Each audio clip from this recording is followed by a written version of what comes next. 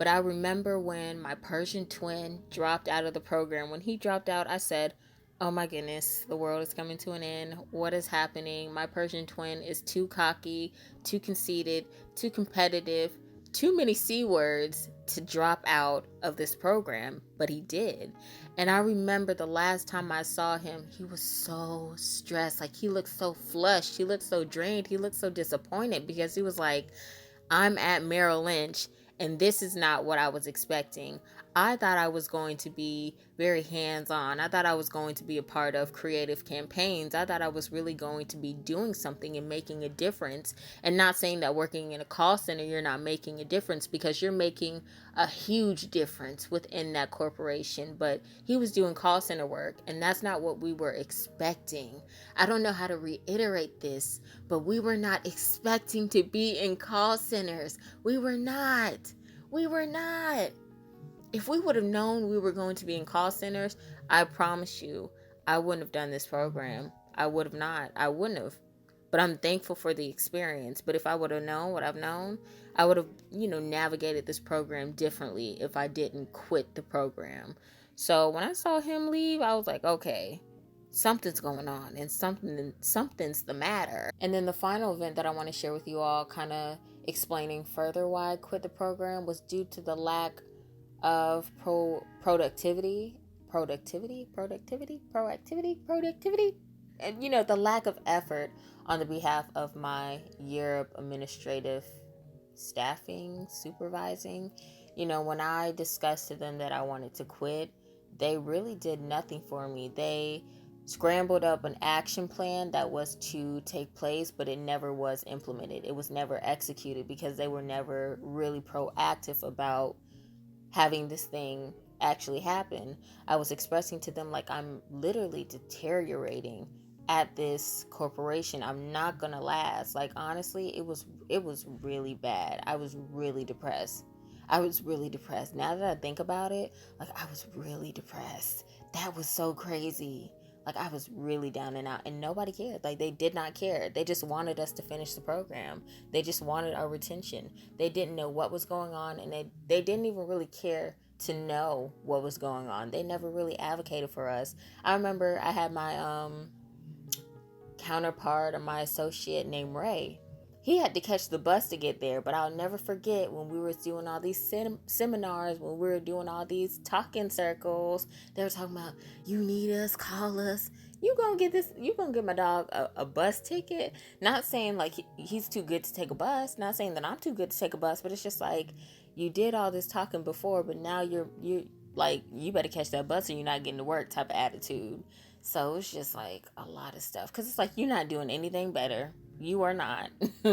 Don't even. The first time I attempted to quit, I discussed this with my institutional mentor at the corporation that I was interning at, and she gave me additional training. I discussed to her that I was really feeling uncomfortable with our product, and she said, okay, well, since we're all doing cross training at the moment, we'll just place you in this training class. And not only did she place me in a training class, she placed my whole entire internship group in a training class. And they didn't want it at the time, but when they were placed within it, they were definitely thankful for it. When I attempted to quit the second time, Europe, again, decided to give me this action plan where they said I would be floating to other buildings and I wouldn't necessarily have to stay within my own building. I wasn't necessarily asking to leave my building, but I was asking to have less time at my location, less time with my product, less time in home loans, dealing with home equity line of credits. Long story short, I'm sitting at home for 2 weeks. 2 weeks I'm sitting at home, probably even more. This happened a year ago and some change. So I was sitting at home for a really, lengthy amount of time. And when it got to a point where they're like, okay, you need to go back because your badge is getting deactivated and they're starting to kick you out the system, it was like, yeah, so we're just going to need you to stay here. We're going to figure it out. It's not figured out yet, but you're going to stay here and we're going to fix it. What? No. The day that I told my mentor that I wanted to quit, she made stuff happen. She made it to where we were in that training class. So you're telling me Europe couldn't do that for me, but my mentor could do that for me, and she didn't even know me for 6 months? No. I'm sorry. And that's when I say skin folk ain't kinfolk. All the authority figures, all the authoritative figures that are meant to assist you in your life may not be able to assist you because they cannot assist their darn self, okay? I will never forget when I was talking to Mr. V, and he was basically trying to make it seem like Mr. V is my internship leader, and he was trying to make it seem like, you know what, like, you're not going to have anything else to do but do this program. Like, think about the opportunities. Think about this, think about that. Like, he was trying to really, like, scare me into staying in this program, whether this was his conscious intent or whether this was something that was subconsciously or unconsciously being revealed in his communication. This was something that he was saying, given the feelings that I can remember from all that I experienced from that meeting. You know, he was essentially trying to scare me into staying in this program. Like, girl, you ain't finna, like, what you finna do? Where you finna go? Like, that's kind of like how he was making it seem. So, you know, I'll never forget that experience because it's like, looking at me right now, I'm doing really good for myself. I'm doing very well for myself. I was motivated. I had a plan for myself and I followed through. You know, to stay in that program out of fear, to stay in that program out of obligation, to stay in that program and not be supported by the people that want me to stay in this program, it wouldn't have been worth it. I was too depressed during that time. I was too anxious and nervous and just outside of myself at that time. It was a terrible experience.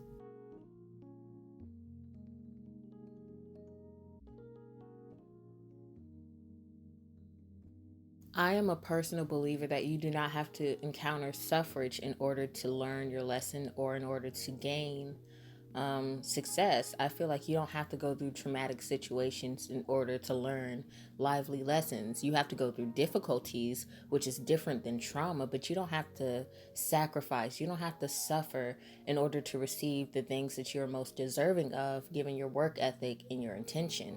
When I was having my meeting with Mr. V, he was essentially sharing with me his personal story, his personal Europe journey to where he was currently positioned.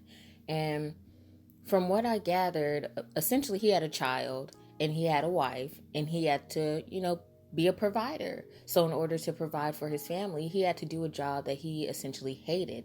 And then from acquiring this position, he advanced and got to where he is now within the Europe program.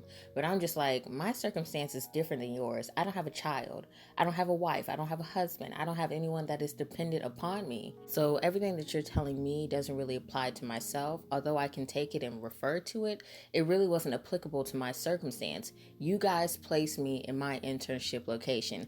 I did not choose this for myself. If I would have known all that I knew of in learning and development that I know of let me say it again. If I would have known what I known in internship and learning and development, this experience would have been a different experience. But they had something similar to a disclosure clause where they couldn't really reveal to the students what the next step was. They couldn't reveal internship.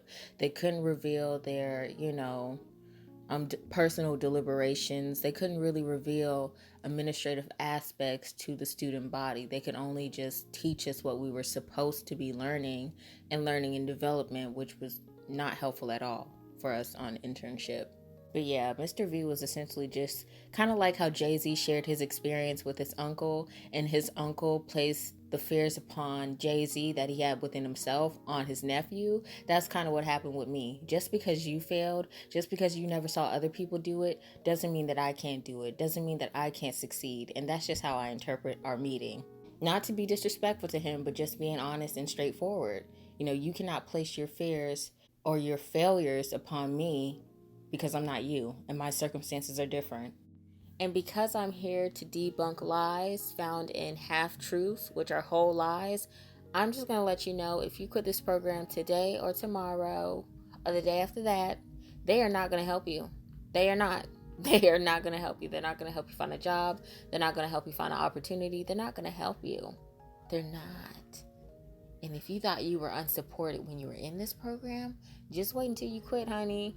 If you don't have the right person to ride for you, because I'm not going to lie, there were some coaches that rode to hell and back for their students. One of my really good friends, Asia, her coach rode to hell and back for her. Her coach was always like rocking for my girl.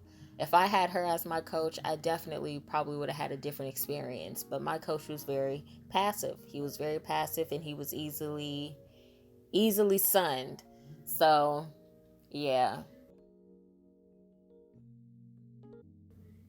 But I don't remember what I was saying. Oh yeah, yeah. So yeah, if you quit, just be prepared and have a plan for yourself.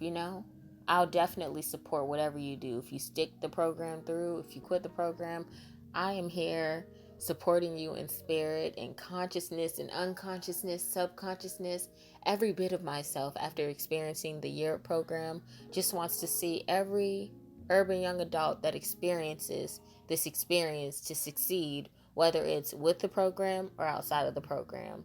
Like I said, I'll never tell someone to not pursue this program if you are of necessity. If you need to pursue a program like this in order to get a job because you tried all that you can, try in life, honey, do it. Do it. Do you, boo? Boo? Okay? So it was just a lot of craziness. So yeah, I don't really know if there's anything else to say, but Europe, when I was a part of it, was a really messed up experience. It was really unprofessional. It was honestly the ghetto. Ratatata, like, honey,